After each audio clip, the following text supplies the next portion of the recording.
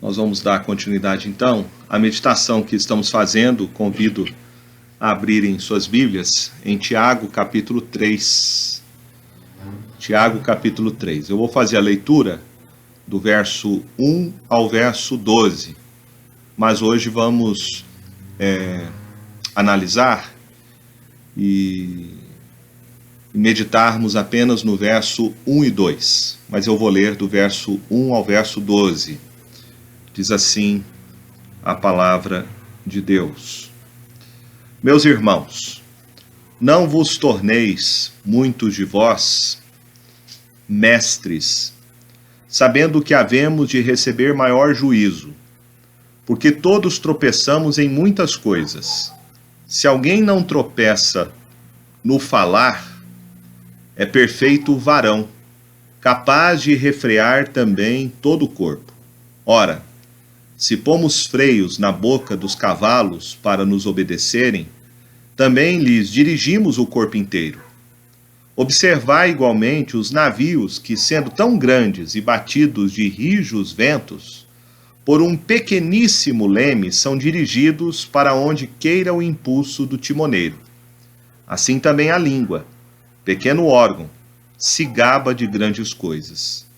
Vede como uma fagulha põe em brasas tão grande selva? Ora, a língua é fogo, é mundo de iniquidade. A língua está situada entre os membros de nosso corpo e contamina o corpo inteiro. E não só põe em chamas toda a carreira da existência humana, como também é posta ela mesma em chamas pelo inferno. Pois toda espécie de feras, de aves, de répteis e de seres marinhos se doma e tem sido domada pelo gênero humano. A língua, porém, nenhum dos homens é capaz de domar. É mal incontido, carregado de veneno mortífero. Com ela bendizemos ao Senhor e Pai. Também com ela amaldiçoamos os homens feitos à semelhança de Deus. De uma só boca procede bênção e maldição. Meus irmãos, não é conveniente que estas coisas sejam assim. Acaso pode a fonte jorrar do mesmo lugar o que é doce e o que é amargoso?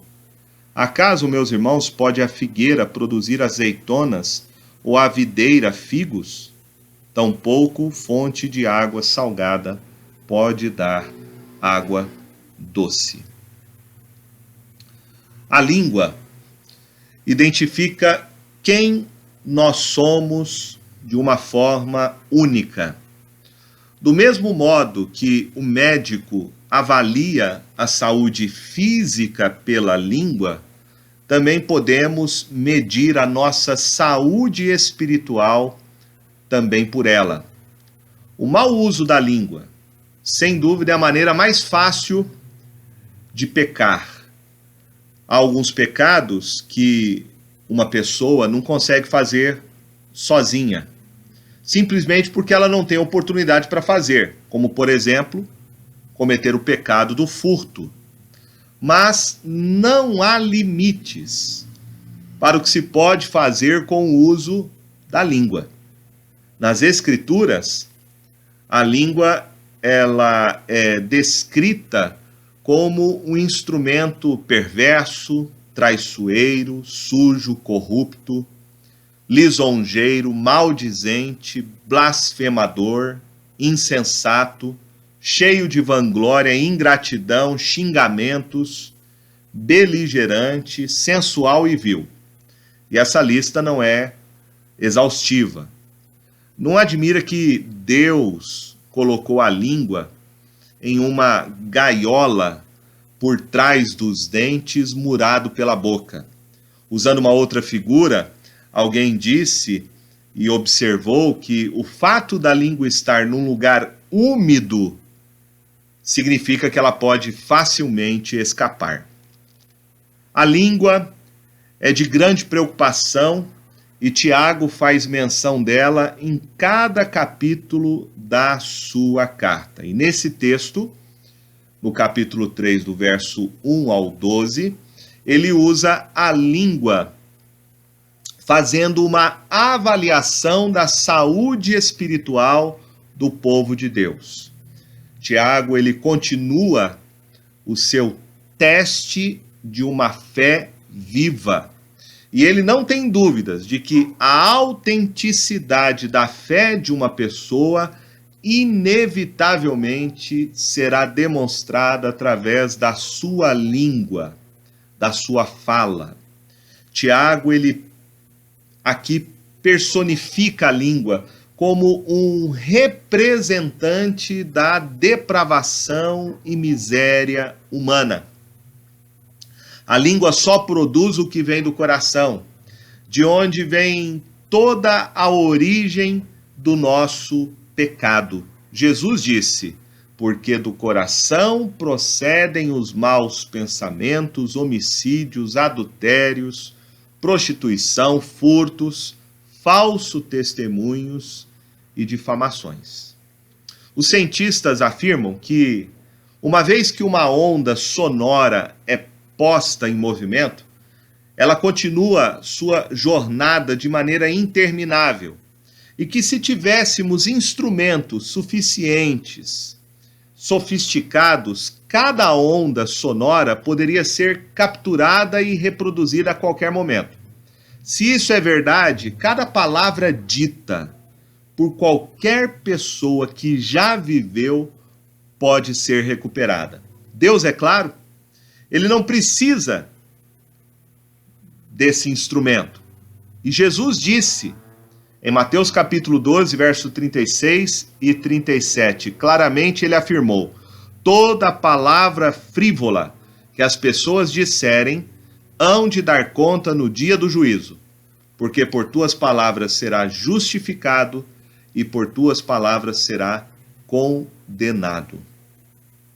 Em nenhum lugar a relação entre fé e obras é mais evidente do que na fala de uma pessoa. O que você é, inevitavelmente será demonstrado pelo que você diz. Pode-se dizer que o discurso de uma pessoa é uma medida confiável da sua temperatura espiritual. É um monitor da condição interior do coração. Os rabinos, nos dias de Jesus, ilustravam que a língua era como uma flecha. Em vez deles falarem que era um punhal ou uma espada. Isto porque você pode ferir e matar uma pessoa mesmo de uma longa distância. Você pode usar a língua para causar grandes danos, mesmo quando você está longe da sua vítima. Lembremos que o primeiro pecado cometido após a queda foi um pecado da língua. Quando Deus questionou Adão dele ter desobedecido a sua ordem, ter comido o fruto proibido, Adão, caluniando Deus, sugeriu que ele foi indiretamente responsável pela sua queda. Adão disse: a mulher que me deste por esposa, ela me deu da árvore e eu comi. Ao descrever a depravação total do coração humano, Paulo disse em Romanos capítulo 3, verso 13 e 14, a garganta deles é sepulcro aberto, com a língua urdem engano, veneno de víbora está nos seus lábios, a boca eles a têm cheia de maldição e de amargura. Quando o profeta Isaías vislumbrou a glória e a santidade de Deus, ele reconheceu o seu próprio pecado da língua e ele disse, em Isaías capítulo 6, verso 5, ai de mim, estou perdido, porque sou homem de lábios impuros, habito no meio de um povo de impuros lábios, e os meus olhos viram o Rei, o Senhor dos exércitos. A Escritura, então, fala muito mal sobre a língua. Ela mostra que a língua é um instrumento usado de maneira muito corrupta por causa da depravação do coração humano. Mas, por outro lado, a Bíblia também vai nos mostrar que um coração salvo pela graça de Deus em Cristo Jesus também se manifesta pelo uso da língua. A gente pode ver isso no livro de Salmos. Davi disse lá no Salmo de número 8, verso 1, ó Senhor, Senhor nosso, quão magnífico em toda a terra é o teu nome, pois expuseste nos céus a tua majestade. Ele declarou no Salmo de número 19, verso 7, a lei do Senhor é perfeita e refrigera a alma, o testemunho do Senhor é fiel e dá sabedoria aos simples. Ele deu testemunho dizendo no verso de número 8 do Salmo 19, os preceitos do Senhor são retos, alegra o coração, o mandamento do Senhor é puro e ilumina os olhos. Sem dúvida, esta era uma das razões de Davi ser um homem segundo o coração de Deus. Havia poder e verdade em suas palavras.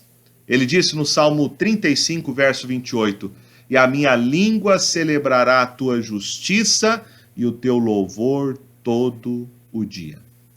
Quando uma pessoa recebe Jesus como seu único Senhor e Salvador, ela se torna uma nova criação. E todo o seu ser é transformado e habitado pelo Espírito Santo. Consequentemente, a sua fala será também impactada e transformada pela graça de Deus. Paulo diz isso em Colossenses capítulo 3, a partir do verso 1, ele diz assim, portanto, se fostes ressuscitados juntamente com Cristo, buscai as coisas lá do alto, onde Cristo vive, assentado à direita de Deus. Pensai nas coisas lá do alto, não nas que são daqui da terra. Porque morrestes e a vossa vida está oculta juntamente com Cristo em Deus. Verso 5, fazei, pois, morrer a vossa natureza terrena, prostituição, impureza, paixão lasciva, desejo maligno e avareza, que é idolatria. Por estas coisas é que vem a ira de Deus sobre os filhos da desobediência. Ora, nessas mesmas coisas andastes vós também noutro tempo, quando vivíeis nelas. Agora, porém, despojai-vos igualmente de tudo isso, ira, indignação, maldade, maledicência, linguagem obscena do vosso falar. Não mintais uns aos outros, uma vez que vos despistes do velho homem com seus feitos, e vos revestistes do novo homem que se refaz para o pleno conhecimento segundo a imagem daquele que o criou. Verso 15, seja a paz de Cristo o árbitro em vosso coração, a qual também fostes chamados em um só corpo e sede agradecidos, habite ricamente em vós a palavra de Cristo, instruí-vos e aconselhai-vos mutuamente em toda sabedoria, louvando a Deus com salmos e hinos e cânticos espirituais com gratidão em vosso coração.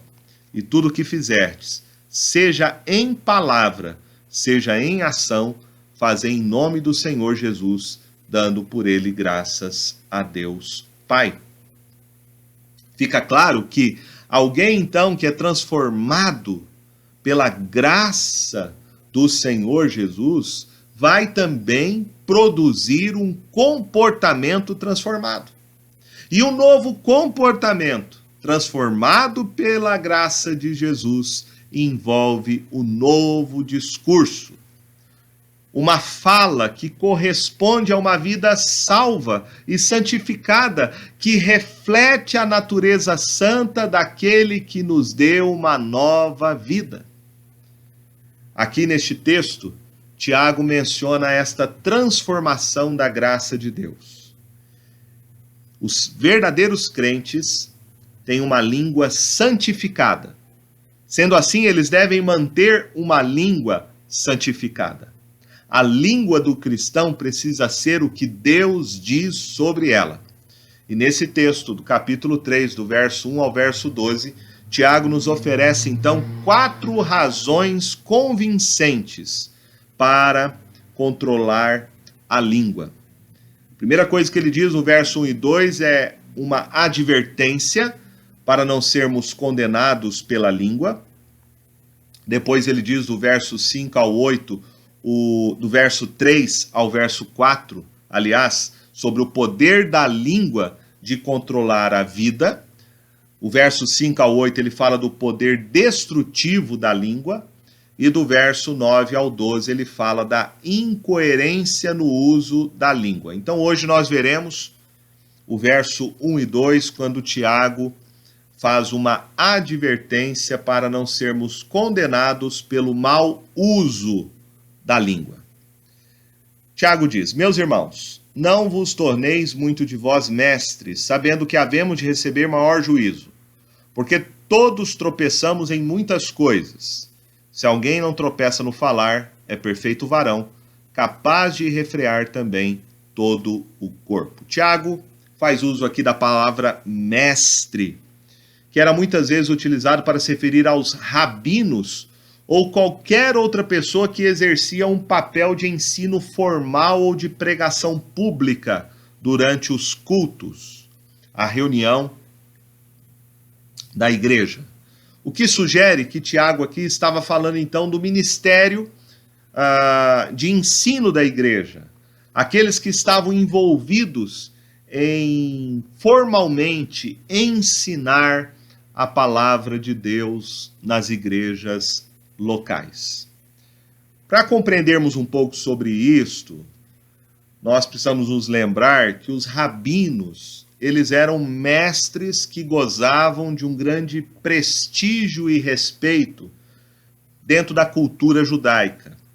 Jesus disse, em referência aos escribas e fariseus, muitos dos quais eram rabinos, que eles sentaram na cadeira de Moisés. Eles eram os doutores, intérpretes da lei. Porém, Jesus advertiu eles dizendo assim, Mateus 23, do verso 5 ao 7. Praticam, porém, todas as suas obras com o fim de serem vistos dos homens, pois alargam seus filactérios e alongam as suas franjas.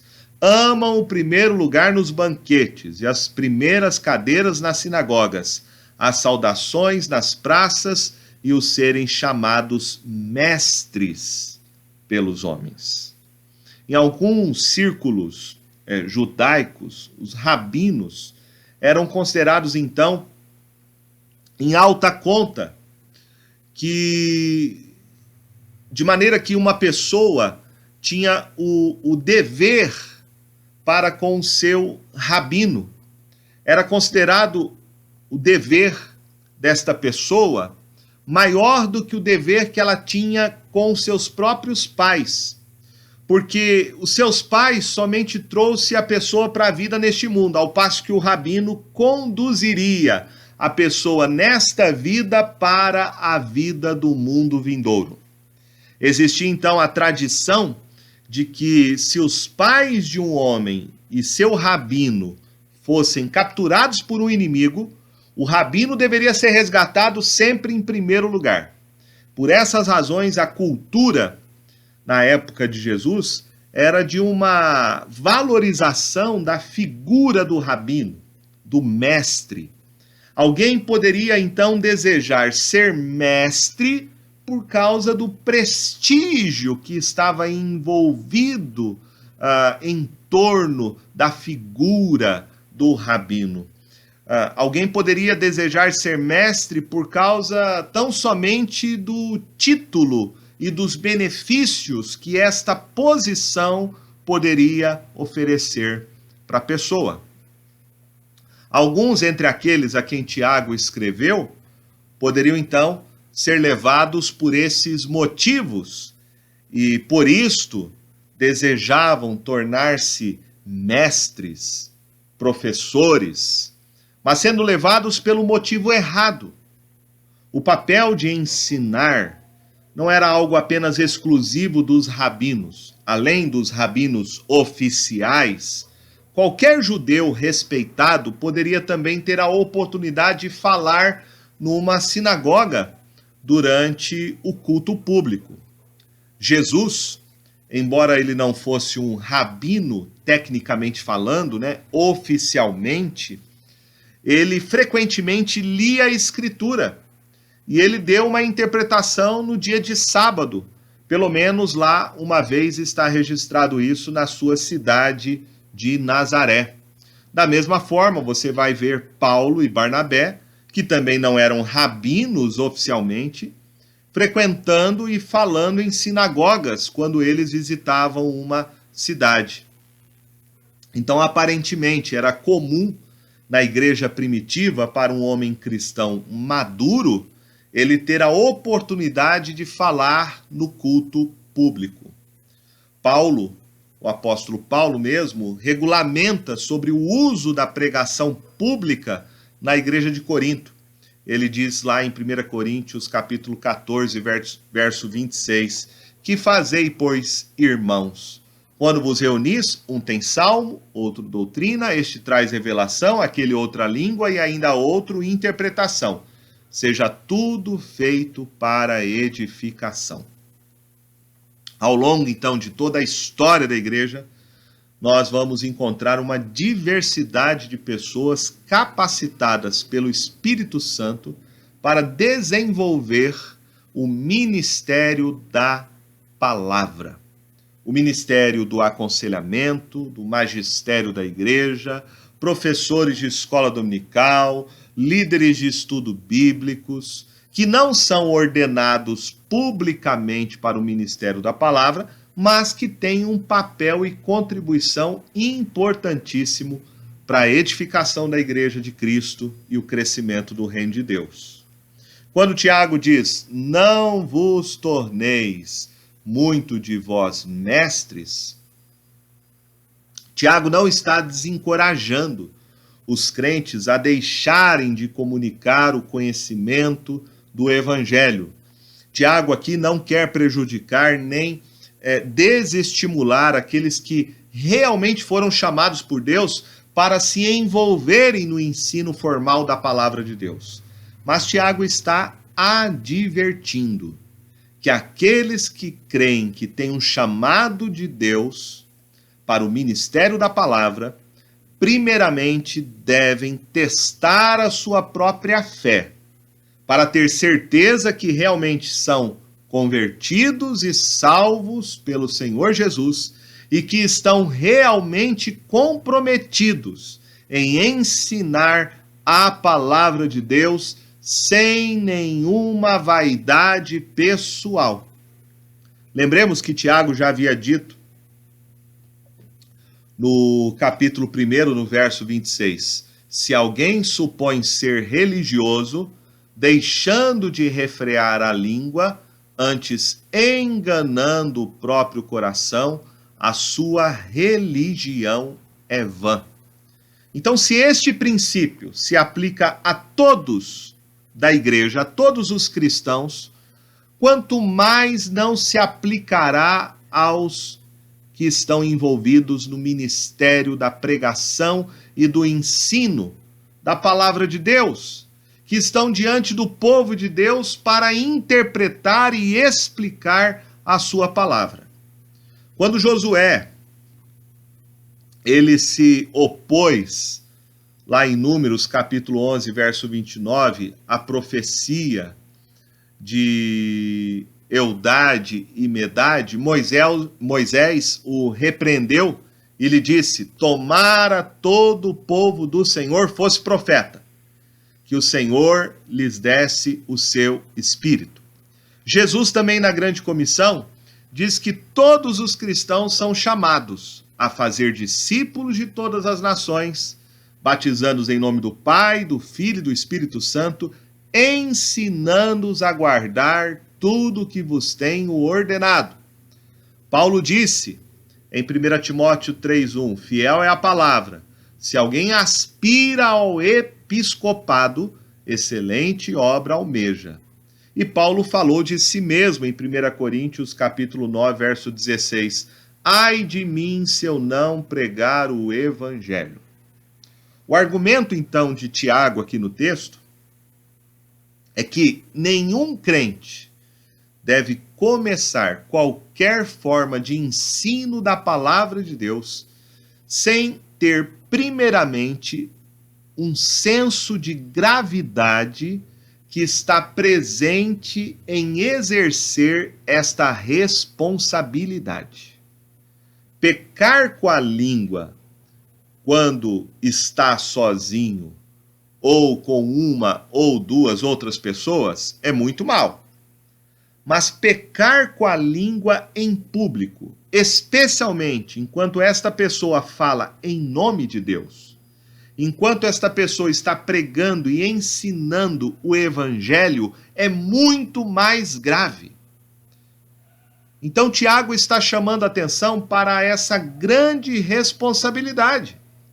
Quando ensinamos e pregamos a palavra de Deus, nós podemos ver esta responsabilidade lá no livro de Ezequiel.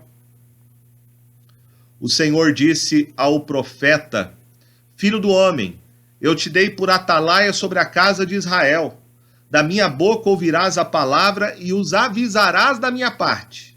Quando eu disser ao perverso, certamente morrerás, e tu não o avisares e nada disseres para o advertir do seu mau caminho, para lhe salvar a vida, esse perverso morrerá na sua iniquidade, mas o seu sangue da tua mão o requererei. Mas se avisares o perverso e ele não se converter da sua maldade e do seu caminho perverso, ele morrerá na sua iniquidade, mas tu salvaste a tua alma. Veja a responsabilidade que temos de falar a palavra de Deus, de ensiná-la, de pregar o evangelho. O escritor de Hebreus, quando fala dos pregadores, dos líderes da igreja, diz lá em Hebreus capítulo 13, verso 17, que eles velam por vossas almas como aqueles que hão de dar conta. Paulo, quando disse aos presbíteros de Éfeso que o encontraram em Mileto, ele disse lá em Atos 20, verso 26 e 27, portanto eu vos protesto no dia de hoje, que estou limpo do sangue de todos, porque jamais deixei de vos anunciar todo o desígnio de Deus. Então chegamos à conclusão de que uma teologia errada, enganosa e confusa é um grave problema na igreja. Nós vamos ver isso na igreja em Éfeso.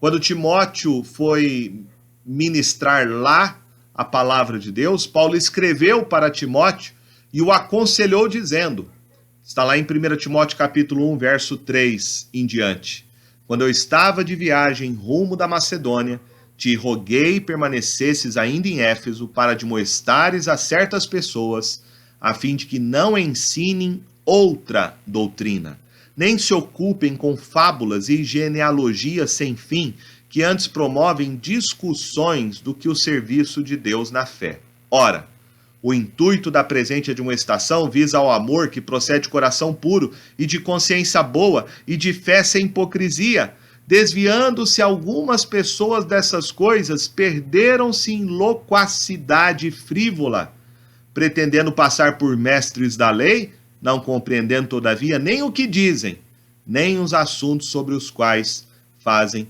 ousadas asseverações. Também nós vamos encontrar uma palavra de advertência, uma dura palavra tanto de Pedro quanto de Judas, sobre possíveis mestres que estavam ensinando um falso evangelho, levando todo o povo de Deus ao erro, tanto doutrinário quanto ético.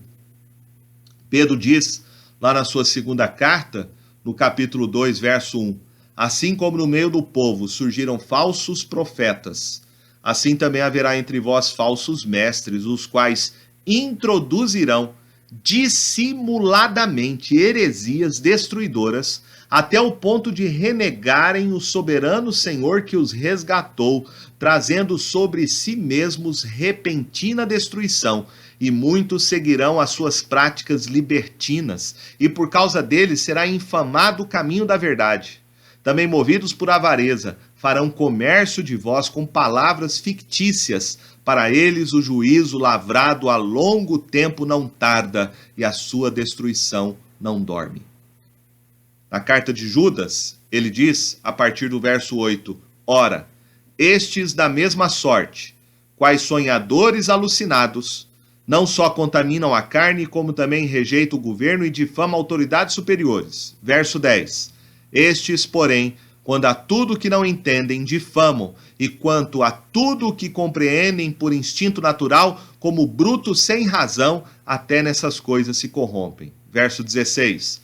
Os tais são murmuradores, são descontentes, andando segundo as suas paixões, a sua boca vive propalando grandes arrogâncias, são aduladores dos outros por motivos interesseiros. O apóstolo Paulo, na advertência que ele faz à igreja de Éfeso, dada para Timóteo, esta advertência se aplica aos mestres em cada igreja. E ele diz assim em 1 Timóteo capítulo 6, do verso 3 ao verso 5. Se alguém ensina outra doutrina e não concorda com as sãs palavras de nosso Senhor Jesus Cristo, com o ensino segundo a piedade, é infatuado, nada entende, mas tem mania por questões e contendas de palavras, de que nascem inveja, provocação, difamações, suspeitas malignas, altercações sem fim, por homens cuja mente é pervertida e privados da verdade, supondo que a piedade é fonte de lucro. Então veja, todos esses textos, falando do perigo de pessoas que não têm nenhum compromisso em pregar e ensinar o evangelho. São falsos mestres. Mas também a advertência é para aqueles que por ignorância e muitas vezes sem muita experiência de vida cristã não deveriam ocupar um papel formal de ensinar a palavra de Deus até que tenham a maturidade, tanto pessoal como intelectual, na doutrina bíblica. Paulo mesmo adverte que um presbítero não deve ser um novo convertido, neófito na fé, para que ele não se torne orgulhoso e caia na mesma condenação que o diabo. Quando o próprio apóstolo Paulo foi convertido, ele mesmo passou um tempo no deserto da Arábia, ficou lá por 3 anos antes de começar o seu ministério apostólico de ensino e pregação do evangelho. Então, Tiago, com esta palavra de advertência, ele não pretende restringir aqueles que são chamados por Deus para ensinar, aqueles que realmente são qualificados e experientes, preparados para o ministério da palavra.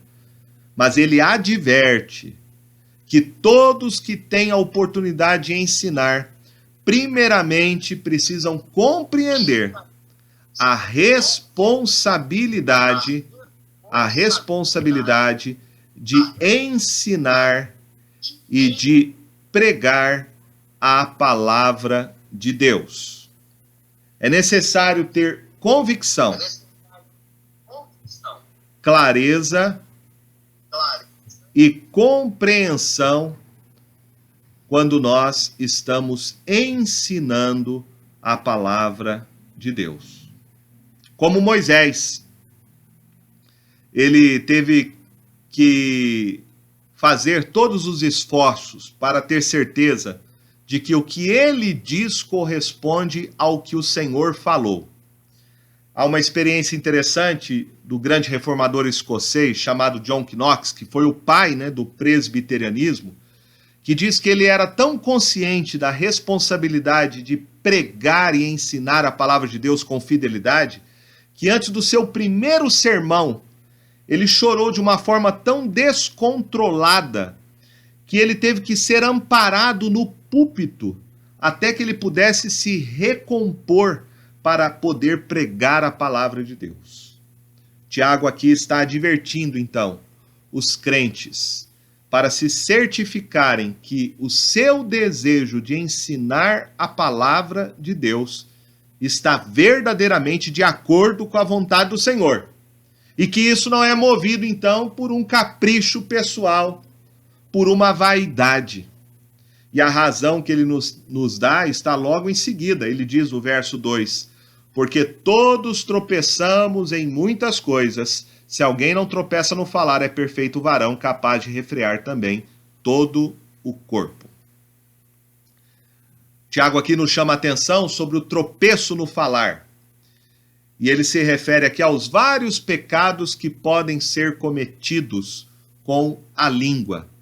E este é um tropeço que está muito relacionado àqueles que têm a responsabilidade de ensinar e pregar a palavra de Deus, mas também se aplica a todos os cristãos. Nós devemos ter consciência que nós seremos julgados pelas nossas palavras. Jesus disse lá em Mateus 12, verso 36 e 37, digo-vos que toda palavra frívola que proferirem os homens, dela darão conta no dia do juízo. Segundo Tiago, controlar a língua é uma necessidade de quem ensina a palavra de Deus, mas também deve ser o dever de todo cristão. Ele diz, se alguém não tropeça no falar, é perfeito varão, capaz de refrear também todo o corpo. Tiago já havia falado que a verdadeira prática do cristianismo está em nós controlarmos a nossa língua, colocarmos freio na nossa língua. Agora ele destaca uma das características importantes. Ele diz que quem consegue colocar freio na sua língua é um varão perfeito. Varão perfeito aqui significa maturidade espiritual. Então, se você quer saber se você é um cristão maduro, veja se você consegue controlar a sua língua. Se a sua fala é uma fala adequada a alguém que foi transformado pela graça de Deus em Cristo Jesus. Somente aqueles que têm maturidade espiritual vão revelar esta maturidade através da sua fala. E somente esses que são maduros espiritualmente deveriam então ocupar formalmente o magistério da igreja. Maturidade espiritual se revela pela língua. O termômetro espiritual pode ser medido pela fala de alguém, segundo Tiago. Mas não apenas maturidade espiritual. Tiago diz aqui, quem controla a língua, controla todo o seu corpo. Veja que ele faz uma comparação aqui do menor para o maior. Do menor órgão, que é a língua, com a capacidade de controlar todo o corpo. Então, se você consegue controlar a língua, você conseguirá controlar, então, suas necessidades, suas paixões e emoções. Então, para você ter domínio próprio sobre as suas vontades, emoções e paixões, você deve começar com o controle e o domínio da própria língua. Para concluir, eu quero então terminar fazendo algumas aplicações para nós desse texto. Primeiro, desta advertência de Tiago para quem ensina a palavra de Deus. Ele diz que receberá um maior juízo. A liderança da igreja, então, deve ter muito cuidado. O cuidado de não permitir que pessoas imaturas, que pessoas que ainda não têm um refinamento no sentido de ter clareza do entendimento do evangelho e das doutrinas bíblicas, venham ocupar formalmente uma função de ensinar e pregar a palavra de Deus. Porque um falso ensino pode produzir muitos prejuízos espirituais. Pode acarretar numa influência maligna na vida da igreja, não só corrompendo a doutrina bíblica, mas levando muitas pessoas ao erro, ao engano, ao erro teológico, ao erro doutrinário e à prática de vida contrária ao evangelho. Esse é o primeiro ponto. O segundo é que o cristão precisa ter sabedoria no falar. E você testa a sua fé pela sua língua. A sua comunicação revela mais do que apenas palavras. Revela o estado espiritual do seu coração. Jesus disse que a boca fala do que está cheio o coração. Então o cristão precisa primeiramente buscar conhecer a palavra de Deus. Buscar crescimento espiritual e profundidade, para nós então termos um coração transformado pela graça de Deus em Cristo Jesus. E cada palavra que falarmos, que sair da nossa boca, seja para a edificação daqueles que ouvem. E terceiro lugar, a necessidade então de nós controlarmos a nossa língua. Quem consegue controlar a sua língua está crescendo espiritualmente. E se você consegue controlar a sua língua, você vai conseguir controlar todo o seu corpo. Então, busque em Deus, no Senhor Jesus, esta sabedoria. Que Ele possa usar a nossa vida para pregar, para ensinar o Evangelho com responsabilidade e sermos instrumentos para a edificação da igreja através do ensino e da evangelização. John Piper, um teólogo bem conhecido atual, ele disse que a tecnologia só está dando novas maneiras de expressar os velhos pecados. Precisamos tomar cuidado nesse tempo que vivemos com as redes sociais, porque as redes sociais são nada mais e nada menos do que as nossas palavras colocadas numa tela, e nós também seremos julgados por elas. Que Deus possa nos dar consciência disso, nós possamos também saber refrear aquilo que nós colocamos nas redes sociais, aquilo que nós publicamos numa página de Facebook, aquilo que nós escrevemos no WhatsApp, sabendo que também estamos falando através desses meios digitais. Que Deus nos dê sabedoria para que a nossa comunicação, falada, escrita, virtual ou real, seja uma comunicação que glorifique e honre o nome do Senhor Jesus. Amém?